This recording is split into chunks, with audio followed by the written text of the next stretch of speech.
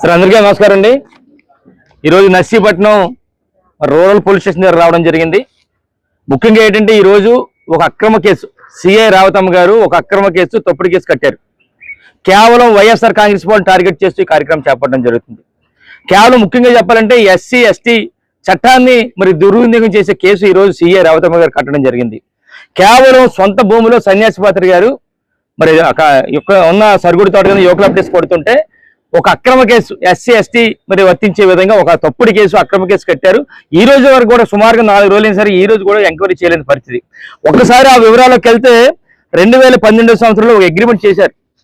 ఎవరు చేశారంటే 2012 సంవత్సరాలు అంటే 12 సంవత్సరాల క్రితం ఎవరు చేశారంటే స్పీకర్ అయ్యన్న పాత్రి గారు, చింతకాల సన్యాసి పాత్రి గారు, అలాగే చింతకాల రామలక్ష్మి గారు, చింతకాల ప్రశాంత్ గారు నలుగురు కలిపి ఒక అగ్రిమెంట్ ని ఎవరికి ఇచ్చారంటే ఎవరైతే గబ్బాడ కాపురసలు ఈ రాజబాబు గారికి ఒక 12 సంవత్సరాల పాటు ఒక అగ్రిమెంట్ ఇవ్వడం జరిగింది. అంటే 2014 వరకు కూడా ఆయన ఆ కార్యక్రమం అందులో యువకులు అప్డేట్ చేసుకోవడానికి 12 సంవత్సరాలు అయిపోయిన తర్వాత ఏదైతే అయిన తర్వాత 50% ఆయనకి 50% ఈ నలుగురు ఎవరైతే ఉన్నారో 50% చేయాలనే ఉద్దేశం మీద ఒక అగ్రిమెంట్ చేశారు. ఈ అగ్రిమెంట్ అయ్యి ఎన్నాళ్ళైందండి? 2024లో అయిపోయింది. 4 నెలలు అంటే సుమారుగా 2 సంవత్సరాలు అయిపోయింది. 2 సంవత్సరాలు అయిపోతే ఈయనకి ఏంటంటే సంబంధం, ఏర్ల రాజబాబుకి ఏంటి సంబంధం? 2 సంవత్సరాలు అయిపోతే ఎవరి పాస్ పుస్తకాలు వాళ్ళకు ఉన్నాయి. ఆల్రెడీ కోర్టులో కూడా ఇది పెండింగ్ లో స్పీకర్ అయ్యేందు పత్రి గారు కూడా చెప్పారు ఎవరి ఓటాలు వాళ్ళకు ఉన్నాయి, ఎవరి వాళ్ళు పనిచేసుకొని కూడా చెప్పారు. మరి ఈయనకి ఏంటి సంబంధం అంటున్నాను.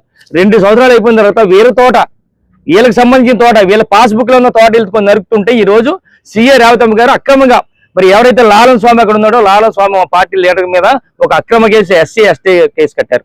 ఈ ఈళ్ళ రాజుబాబు తీసుకున్నది లీజు తీసుకున్న 12 సంవత్సరాల్లో అయిపోయిన తర్వాత ఈయన ఇంకో ఆసామికి ఎవరు దాసట, ఆ దాసుకి ఒక లీజుకి ఇచ్చాడంట.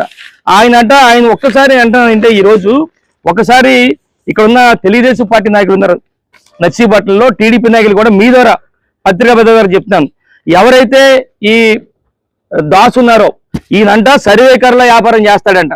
నిజంగా చెప్పండి సార్, మీకు ఎవరన్నా మీ ద్వారా టీడీపీ నాయకులందరినీ అడుగుతున్నా. ఈ దాసు అనే వ్యక్తి సర్వేకారుల వ్యాపారం చేస్తాడంట. అదేమో ఈరు రాజబాబు గారు ఇచ్చారంట. అంటే ఇది కావాలని కేవలం ఒక టార్గెట్ చేయాలని.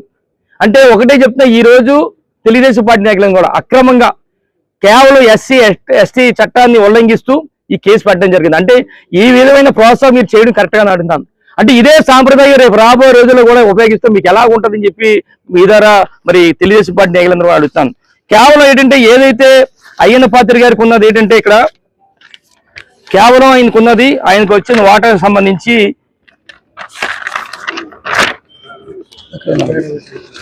కేవలం మొత్తం ఆయనకు సంబంధించింది ఒక దాంట్లో ఒక 191లో 72 సెంట్లు ఉంది అయ్యన్న పాత్రి గారికి. అలాగే వీళ్ళకున్న వాటాలో 4 వాటాలకు సంబంధించి 68 సెంట్లు. ఏదైతే ఎకరానికి 40 సెంట్లు ఉందో ఎక్కడ కూడా ముట్టుకోలేదు. ఆయనకి సంబంధించింది కూడా ఎక్కడ 40 సెంట్లు అయ్యన్న పాత్రికి సంబంధించింది తోటంతా అలా వదిలేశారు. ఎల్ షేప్ లో క్లియర్ గా ఎల్ షేప్ లో అలాగా వదిలేశారు మొత్తం అంతా కూడా. అయ్యన్న పాత్ర ఎక్కడ కూడా ఒక చెట్టు కూడా దుర్వినియోగం కాలేదు. ఆయనకి సంబంధించిన వాటను పక్కన పెట్టి వీళ్ళకి కావాల్సింది మరి నరుకుతుంటే ఈ రోజు అక్రమంగా కేసులు పెట్టి కార్యక్రమం చేస్తున్నారు. అంటే ఈ 3 రోజులు అయింది, ఇక టాటలు 4 రోజుల నుంచి ఉన్నారు. పాపం వాళ్ళు ఏదో ఒక దాని మీద బతికే కార్యక్రమం వాళ్ళు అందరూ 4 రోజుల నుంచి కూడా టాటలను ఇక్కడ పెట్టారు. ఎటువంటి ఎంక్వైరీ చేయలేదు.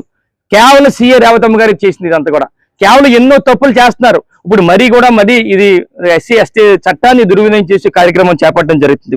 అంటే ఒక్కటే చెప్తున్నా, ఈ రోజు ఈ పోలీస్ అధికారులు కూడా ఒకటే చెప్తున్నా, ఈ రోజు నర్సీపట్నంలో ఎంత దారుణం అంటే సొంత భూములో చెట్లు నరుక్కుంటే ఎస్సీ ఎస్టీ చట్టాన్ని పెట్టారు కేసు. సొంత భూములు కట్టే వాళ్ళ ద్వారా కేసులు పెట్టి అంటే ఏ విధంగా ఈ ప్రభుత్వం ఉందో, ఏ విధంగా ముఖ్యంగా ఈ సిఐ రావతమ్మ గారు ఏ విధంగా చట్టాన్ని ఉల్లంఘించి చేస్తారో మరి మీ ద్వారా తెలియపరచడం జరుగుతుంది. ఏదప్పటికీ కూడా ఈ రోజు అంతా కూడా ఇది కోర్టులో ఉన్నప్పటికీ కూడా వీళ్ళ మీద కంపల్సరీగా వాళ్ళ పాస్బుక్ లో ఉన్నాయి. వాళ్ళ తోట నరుకున్నారు. ఇప్పుడే కంప్లైంట్ కూడా ఇచ్చారు సన్యాసి మంత్రి గారు. ఈ తోట నరుకుంటుంటే వ్యక్తులు వచ్చి మరి అక్కడ ఉన్న ల్యాబ్ని కొట్టారని చెప్పి ఒక కంప్లైంట్ కూడా ఇవ్వండి. ఈ సిఐ మరి ఇది కూడా రిసీట్ తీసుకుందాం అంటే వీళ్ళు అందుకోవచ్చు. ఈ రసీదు తీసుకున్నారు కదా, ఈ 3 సంవత్సరాలు మేము అధికారంలో ఉన్నారు, ఏం చేయలేకపోవచ్చు. ఈ రసీదు చాలు మాకు. 3 సంవత్సరాల తర్వాత ఏదైతే మేము కంప్లైంట్ చేసామో అక్రమంగా మా తోట సొంతగా తోట నరుకుతుంటే ఎవరైతే అడ్డుకున్నారో వాళ్ళందరి మీద చర్యలు తీసుకుంటా ఎట్టి పరిస్థితులు కూడా. ఈ రోజు ఏదైతే సాంప్రదాయం మొదలెట్టారో అదే సాంప్రదాయం రేపు రాబోయే రోజుల్లో మీకు కొనసాగిస్తామని చెప్పి సందర్భంగా తెలియపరుస్తూ మరి ఎప్పటికైనా డిఎస్పీ గారు దీంట్లో కలుగు చేసుకొని ఏదైతే తప్పుడు కేసు పెట్టారో దాన్ని వెంటనే ఎంక్వైరీ చేయండి.